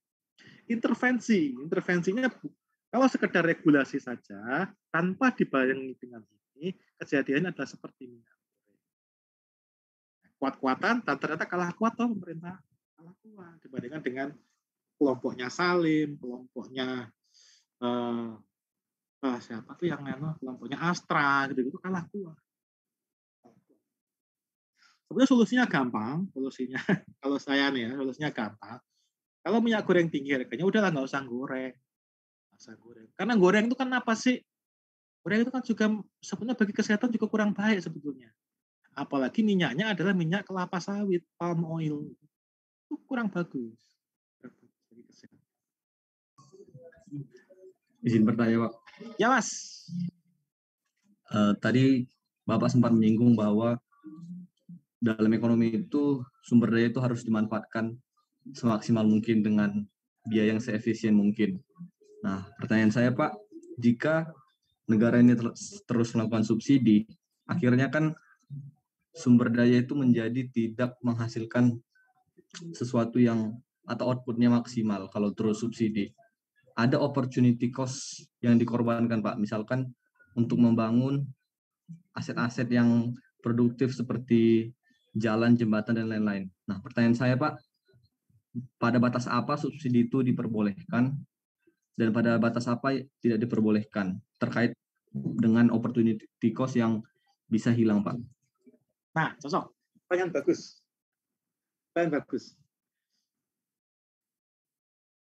Jawabannya adalah saya tidak tahu. Pada batas mana saya tidak tahu. Karena apa? Kita tuh memang harus mencari titik keseimbangan antara subsidi dan antara tidak subsidi. Nah, ini contohnya begini.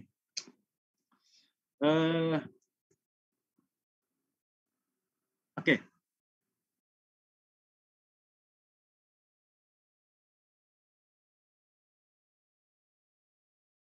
Zar, lo satu keluarga berapa orang?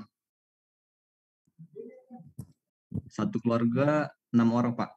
Saudara lo ada berarti ada berapa saudara lo? Ada 4 ya?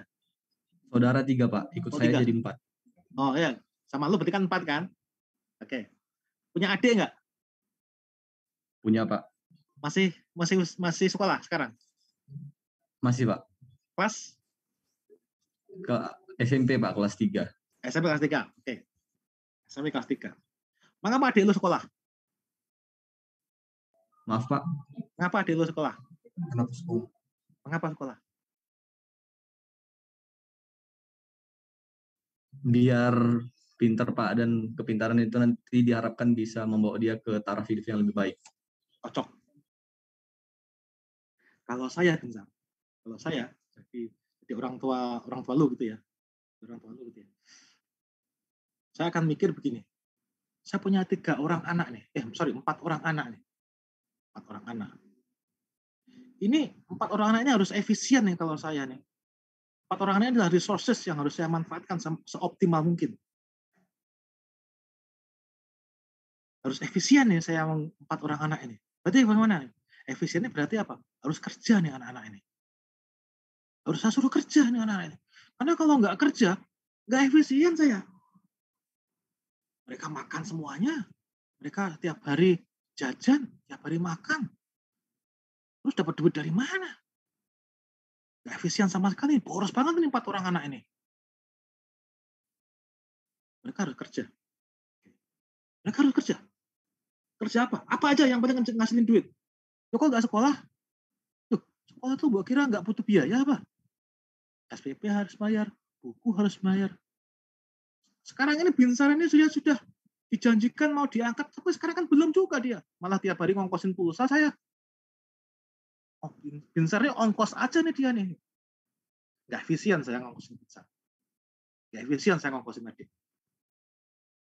Harus kerja. Kerja apa sih yang penting ngasihin duit. Itu efisien Binsar. Setuju nggak seperti itu?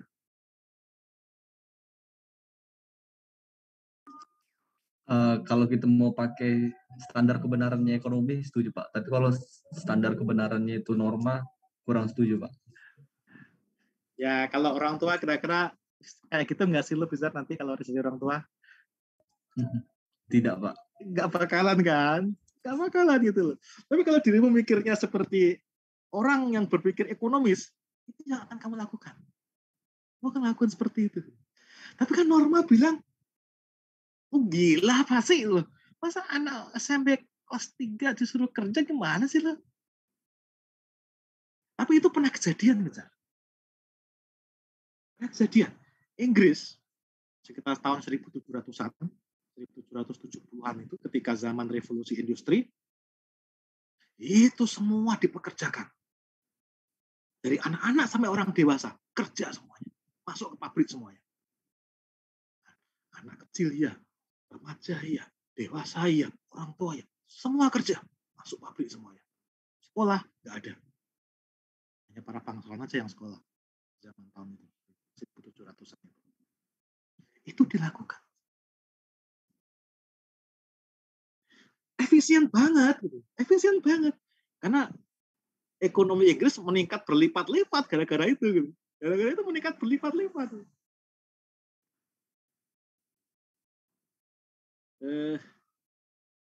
Tapi itu tidak boleh. Norma bilang, masa sih kayaknya parah banget sampai segitunya itu. Ya bisa segitu. Nggak boleh sebut. Makanya kemudian ada keluar aturan yang bilang bahwa ada batas usia kerja. Anak-anak itu tidak boleh kerja. Ya harusnya sekolah. Mengapa sekolah? Karena seperti yang dibilang Binsar tadi, sekolah itu kesempatan dia meningkatkan ilmu, meningkatkan pengetahuan, meningkatkan otak dia, sehingga nanti harapannya ketika sudah lulus sekolah, dia itu mempunyai kesempatan yang lebih luas. Kesempatan yang lebih luas. Nah, sekarang bagaimana nih trade off? Apakah dia mesti sekolah sampai berapa tahun nih? Ada yang bilang bahwa kalau saya kayaknya untuk SMK aja ada cukup deh. SMK dia juga nggak perlu saya S1. Nanti SMK dia mungkin jurusan SMK mesin gitu ya. Mesin, nanti setelah lulus SMK dia bisa bikin bengkel. Atau setelah lulus SMK dia bisa kerja di AHAS. Dia berpikir seperti itu, nggak masalah. Oke saja. Tapi yang jelas, ada juga orang yang berpikir begini. Wih, cuman SMK doang. Oh enggak. Itu loh, sampai S1 dia. S1 di sekolah kan. S1, kalau nggak S1 nggak mau. Ada juga yang bilang, wah S1 kurang, S2, wah master, magister, nah gitu. Seperti itu. Nah ini sampai pada tingkat mana nih? Nah nggak tahu. Setiap orang mempunyai pertimbangan masing-masing. Pada titik mana yang paling optimum? Yang bagi saya optimum itu, kalau saya nih ya, mungkin kalau level saya sih, kayaknya kalau anak saya misalkan bisa sekolah taruhlah di jurusan DKV gitu misalkan, DKV di BINUS atau DKV di ITB Seni Rupa itu mungkin kayaknya sudah cukup bagi saya gitu. Atau mungkin saya sekolah di jurusan arsitek ITB atau arsitek Untar gitu, cukup bagi saya. Cukup bagi saya gitu. Tapi ada tetangga saya yang buat apa sih gitu. SMK aja udah cukup. Nah, ini kan sebetulnya seberapa besar saya menyubsidi anak saya. Saya dalam konteks ini saya memberikan subsidi yang lebih besar bagi anak saya dibandingkan dengan tetangga sebelah saya. Bagi kebanyakan orang di Australia, ini saya cerita di Australia ya. Orang Australia itu banyak yang ketika dia SMA, usia SMA ya, dia sudah mulai kerja. Rata-rata orang Australia itu SMA kelas 2, kelas 3 itu sudah kerja. Kerja di McDonald, kerja di KFC itu sebagai waiter. Dia kerja di toko sebagai pelayan toko gitu. Kerja di bar sebagai waiter kayak gitu. Banyak yang seperti itu. Nah, ketika dia sudah lulus high school masuk ke lebih tinggi lagi, mereka banyak yang tidak menjadi sarjana. Artinya mereka lebih menempuh pendidikan yang sifatnya kayak kalau di kita mungkin vokasi. Banyak mereka yang sekolah untuk menjadi plumber. Plumber itu tukang ledeng, tukang pipa gitu. Atau menjadi tukang listrik. Atau menjadi tukang batu, tukang kayu. Itu cukup. Karena begitu mereka lulus menjadi plumber, mereka dapat lisensi untuk mengerjakan plumbing. Masih ingat ya pelajaran plumbing di mata kuliah Tektang ya, SPAB, SPAK gitu ya, betulin keran gitu, masang air panas, masang air dingin gitu ya. Begitu mereka punya lisensi itu, mereka bisa langsung kerja. Dan kebanyakan orang Australia seperti itu. Mereka menyebutnya sebagai tradie. Tradie itu ya kayak gitu. Dan kaya, Mas. Kaya. Tradie itu duitnya banyak. Nah, ketika mereka sudah punya duit banyak, itu baru mereka melanjutkan kuliah untuk level yang lebih tinggi. Mungkin mereka tidak mau selamanya jadi tradie. Mereka mungkin mau masuk ke level manajemen. Jadi mereka kuliah lagi. Nah, ini undergraduate. Seperti S1. Nanti undergraduate, nanti lulus, kerja, terus nambah lagi jadi postgraduate, master. Udah seperti itu aja. Itu yang terjadi. Sehingga sama seperti yang dibilang oleh Binsar tadi, sejauh mana sih Anda melakukan apa sih subsidi sama non subsidi ini sejauh mana nih? Karena kalau disubsidi terus ini kan nggak bakal kayak enakan dia ini kan nggak efisien nanti sosesnya, makanya kan itu trade off. Kalau kita tidak menyubsidi, kita berarti ibaratnya sama seperti membiarkan anak kayak Binsar, membiarkan adiknya kerja tanpa bekal. Karena nggak efisien. Yang benar dilakukan adalah subsidi terus sampai dia mempunyai bekal, baru dia dilepas. Nah, ini yang namanya kalau di dalam development economics namanya argumen infant industry. Ada industri-industri yang dianggap sebagai infant. Infant itu kayak bayi ya. Bayi berarti dia dalam tahap pengembangan itu. Industri seperti ini yang harus dibina. Harus dibantu, kasih subsidi. Contohnya apa? Ya, kita sudah keren banget dulu ya, itu kita udah keren banget. Ada industri-industri strategis gitu kayak bangsanya IPTN, terus bangsanya Inka di Madiun itu yang disubsidi. Itu keren banget kita. Cuman kok dilalah kok ya nggak jelas ini, nggak jelas yang salah kejadian sehingga industri itu menjadi keenakan. Nyubsidi terus tapi nggak ketemu hasilnya ya, sampai akhirnya kan ya berantakan. Tapi sekarang udah bagus kayak IPTN kan sekarang udah diversifikasi ya. Dia tidak hanya sudah mulai membuat pesawat yang mungkin laku gitu ya. Laku. Yang keren banget sekarang adalah Pindad sama Inka yang keren banget. Inka dia bermain di pasar negara berkembang kayak Bangladesh, dia mainnya ke situ. Pindad dia bermain di pasar Timur Tengah sama Afrika. Nah, Inka juga main di pasar Afrika juga. Ini yang keren. Mereka tidak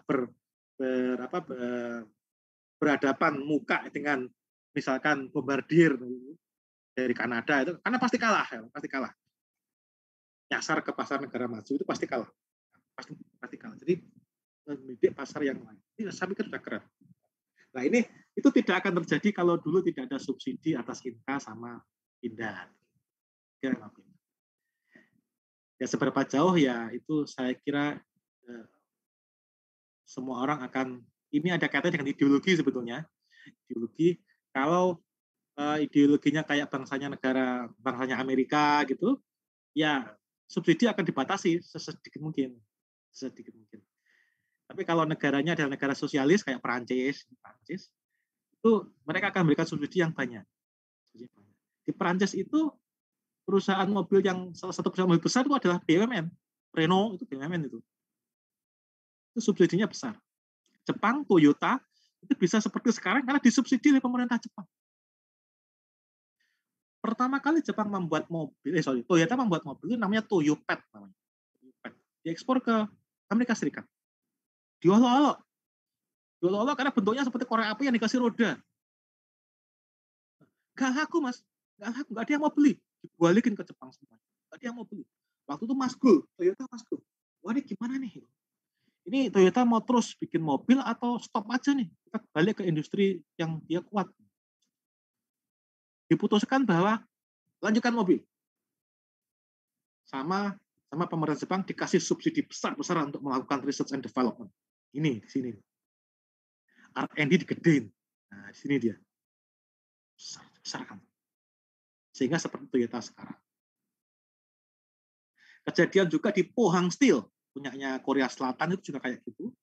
Dulu pernah ada, ketika ada krisis ekonomi tahun 90-an, Anda mungkin belum lahir, 98 Pak Harto hancur itu, kolaps itu, Pak Harto lengser itu di Korea Selatan juga terpengaruh. Salah satunya adalah yang kena itu Pohang Steel, pabrik baja di Korea Selatan, jatuh beneran. Nah, ini gimana nih? Mau diteruskan atau dia dilikuidasi aja atau mau dilanjutkan? Diputuskan oleh pemerintah Korea Selatan untuk disubsidi besar-besaran sehingga tetap. Nah, sekarang Pohang Steel adalah salah satu pabrik baja yang dominan di dunia ini. Krakatau Steel harusnya mempunyai berpeluang seperti itu, cuman nggak tahu. Kok ribut saja sampai sekarang nih sebetulnya nih ya. Nah, ini yang itu Mas sebenarnya Mas. Mungkin ini bisa memberikan perspektif ya. Kalau dikasih tahu, sebenarnya teorinya sih ada, teori bentuk ekonometrikanya ada. Kalau Anda masih ingat integral, masih ingat nggak kelas dari sama integral? Integral, terus yang diintegralkan ada gambar cacingnya itu. Ingat matematika. Masih ingat kan ya matematika kan ya? Kalau Anda punya rumus, ada persamaan, diintegralkan kan ada dapat bisa dimaksimumkan kan? Masih ingat nggak dimaksimumkan kan? Nah itu sebetulnya nanti juga sama sebenarnya. Ada trade off antara itu kita integralkan, fungsinya kita integralkan, kita akan sampai pada titik mana dia optimum. Tapi itu saya kira bukan pada porsi kita, tapi yang jelas kita sampai pada trade off bahwa itu ada kaitannya dengan ideologi. Di negara-negara kita sialnya waktu 90-an itu kita bergantung pada IMF ya. Kita dapat duit banyak dari IMF. IMF itu salah satu yaitu adalah IMF ini adalah kalau Joseph Stiglitz ini adalah salah satu pemenang Nobel juga tentang ini asymmetric information, ini adalah Stiglitz yang menang salah satunya ya. Itu dia bilang bahwa ada tiga organisasi di dunia ini yang termasuk dalam unholy trinity. Kan kita biasanya kan holy trinity ya. Ini unholy trinity, trinitas yang tidak suci. IMF, World Bank, sama US Treasury.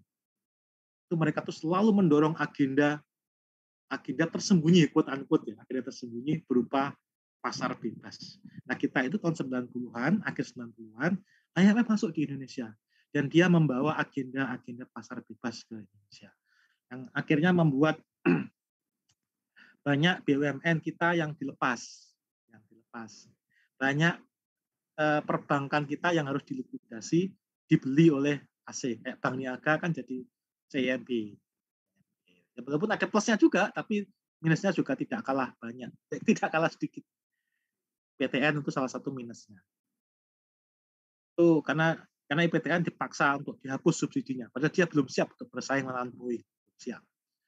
Dia belum siap bersaing melawan Bombardier, tapi dia sudah dihapus subsidi. Ibaratnya kayak adiknya si Binsar tadi, masih SMP kelas 3, dia dipaksa untuk kerja di pabrik. Ya kalah dia. Belum siap soalnya. Belum siap. Nah ini gara-gara agenda pasar bebas, yang salah satu jargonnya itu adalah, mungkin kalau Anda mungkin mau ngecek nanti, level of playing field. Nah, itu agenda yang kita harus berhati-hati sekali memahami istilah level of playing field. Itu yang istilah yang betul-betul menjebak. Nah, itu barangkali Binsar. Kira-kira seperti itu. Moga-moga makin bingung ya Binsar ya. Baik Pak, sudah sangat menjawab Pak. Terima kasih Pak. Saya kira seperti itu ya. Regulasi minyak goreng tadi, kalau kita tidak dilengkapi dengan subsidi, hasilnya kayak minyak goreng tadi, ya hilang. Dari cair menjadi gas. Hilang, menguap. Gas. Tapi ketika subsidi dihapus, ketika regulasi ditutup, nah itu tidak berlaku. Atau ada lagi barangnya kan, muncul secara tiba-tiba. Cuing! Cikli, ya segan dirak. Arah Indomaret tahu-tahu penuh lagi minyak goreng. Aneh kan. Nah ini regulasi seperti itu.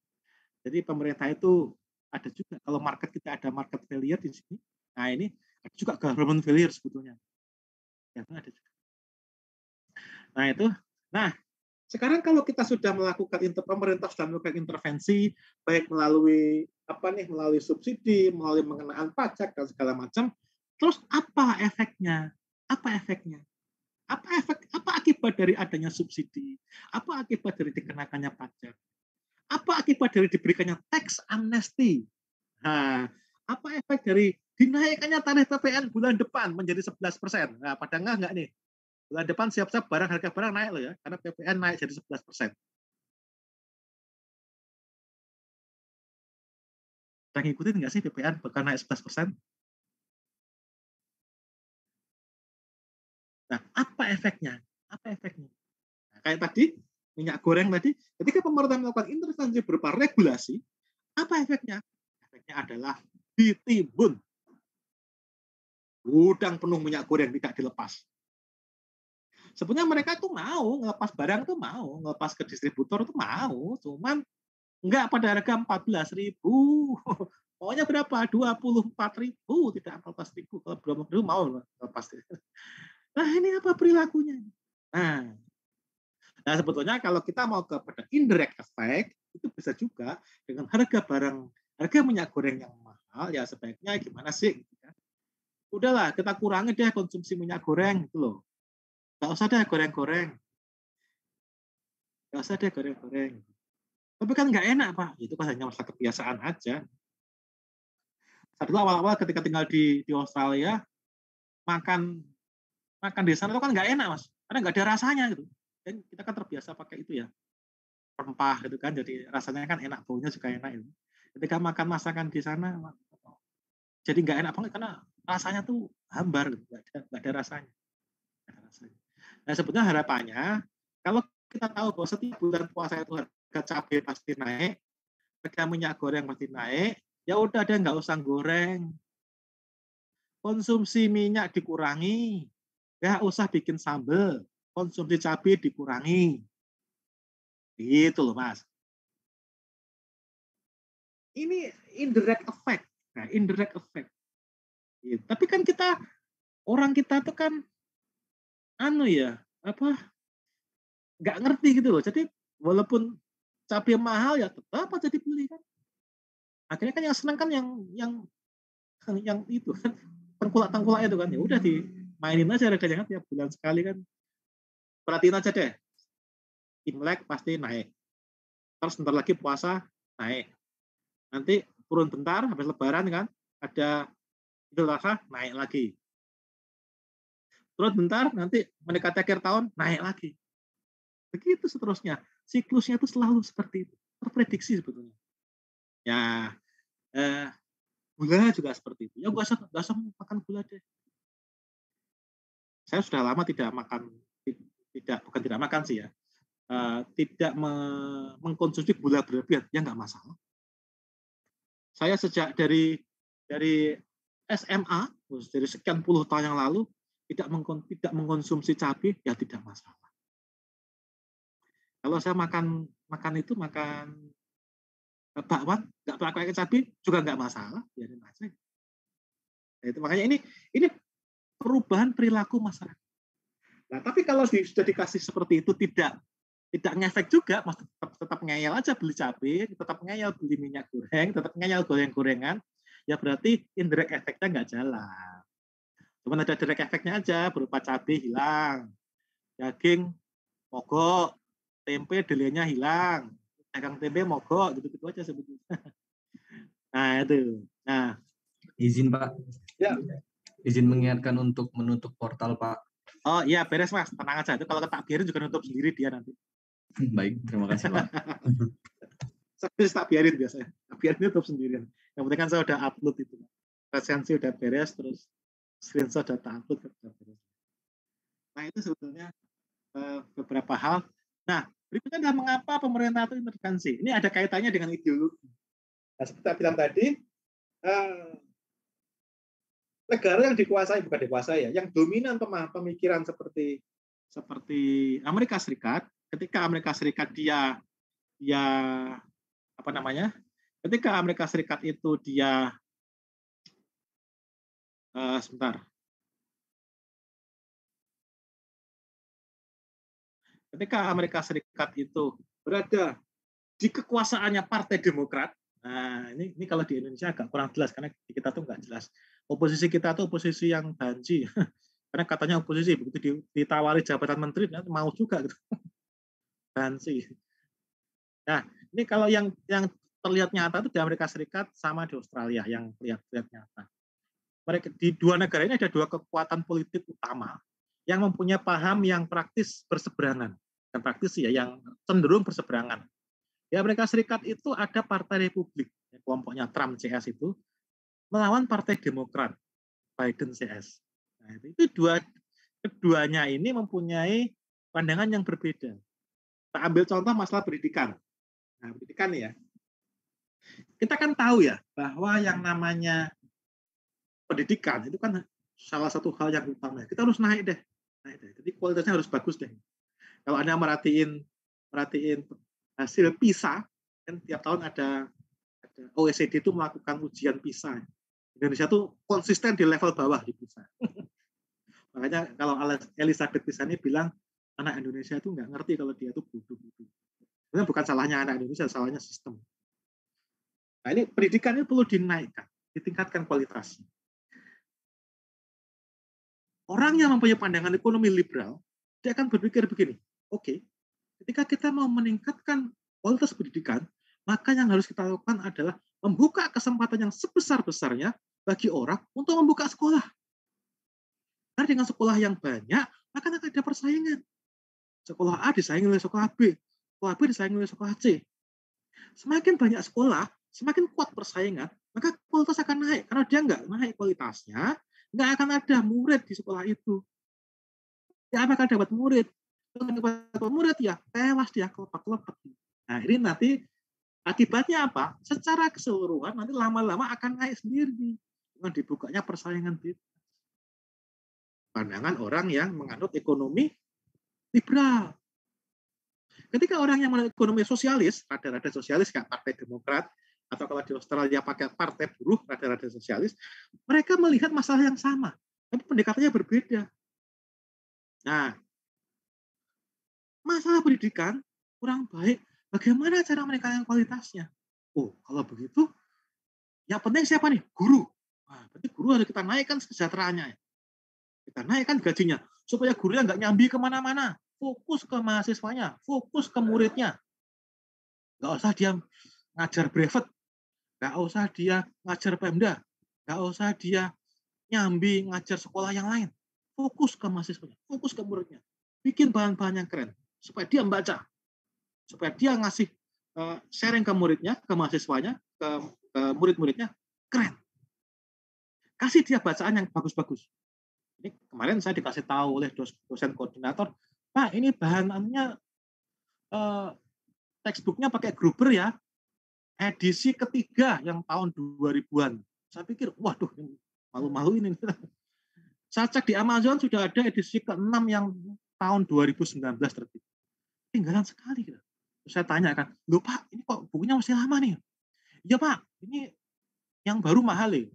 Kan gede kepala Mas. Nah ini berarti apa? Ketinggalan kita nih textbook kita. Textbook kita ketinggalan. Nah kalau orang Demokrat bilang, tak kasih nih uang untuk beli textbook. supaya bacaannya jadi semakin keren, supaya kamu nggak bagikan kata dalam tempurung. Supaya keren bacaannya. Tak kasih bacaan keren. Gajimu tak naikin. Jurnal tak tambahin. Kamu mau kursus di mana? Oh, saya mau kursus penilaian di MAPI. Berapa butuhnya? 20 juta. Tak kasih 20 juta. Itu pandangan Partai Demokrat. Pandangan orang yang mempunyai ideologi sosialis seperti itu. Subsidi dia. Kasih subsidi. Dari subsidi. Nah, itu. Ini adalah, nah, mana yang betul sekarang? Apakah dikasih ke persaingan bebas atau dikasih subsidi? Mana yang betul? Mana yang betul, Rojak? Menurut Rojak?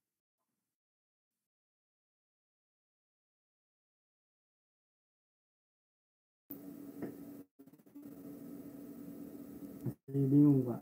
Masih bingung ya? Oke. Supaya nggak bingung, tak kasih waktu seminggu, untuk nulis esai sekitar 2000-an kata.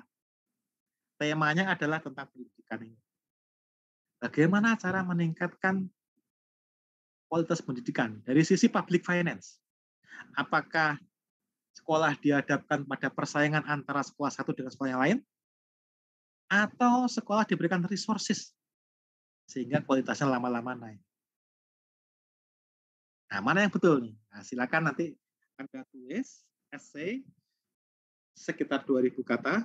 Kalau satu halaman itu berarti 600-an ya, 600 kata kurang lebih ya, atau 500-an lah. Berarti kalau 2000 ya sekitar 4 halaman kurang lebih.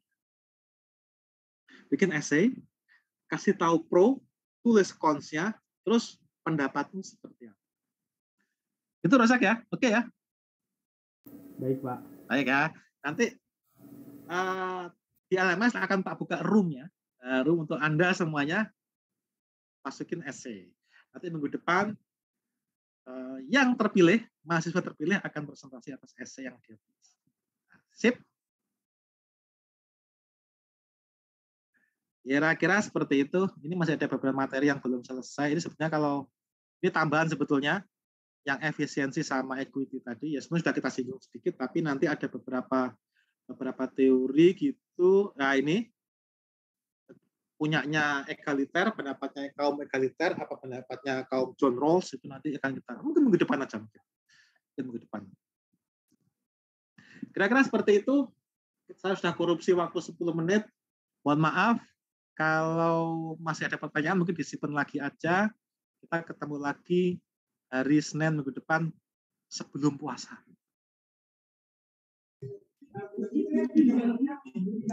Izin, Pak. Ya. Apa, Bos? Ya, Pak. Jadi saya selaku PJ, Pak, teman-teman banyak yang mengusulkan untuk melakukan pemindahan jadwal, Pak, secara permanen ke hari Selasa.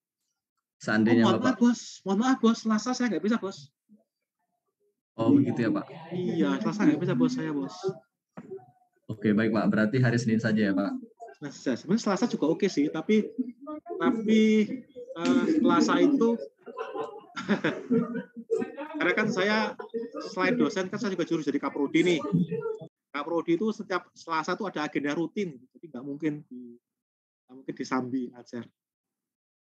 Kira-kira seperti itu. Jadi mohon maaf, kayak Selasa nggak bisa. Ya, tidak apa-apa, Pak. Demi efisiensi tenaga, Pak. Oke, Bos. Terima kasih, Pak. Oke ya. Jadi kita ketemu minggu depan ya, hari Senin ya. Apa ya? Siap, Pak. Ya mungkin demikian. Ini tak matiin dulu sharingnya. Matiin sharing gimana sih? Nggak ada tombolnya. Oh, ini ada stop share. Oke. Saya matiin sharingnya. Nanti kita ketemu lagi minggu depan sambil kita mahasiswa terpilih mempresentasikan 2000 kata esai yang dia tulis tentang pendidikan. Pilih mana lo? Pilih pahamnya sosialis atau pahamnya liberalis?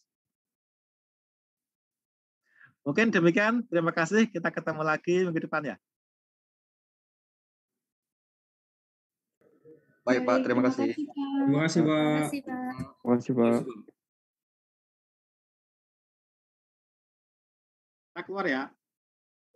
Ya Pak, terima kasih.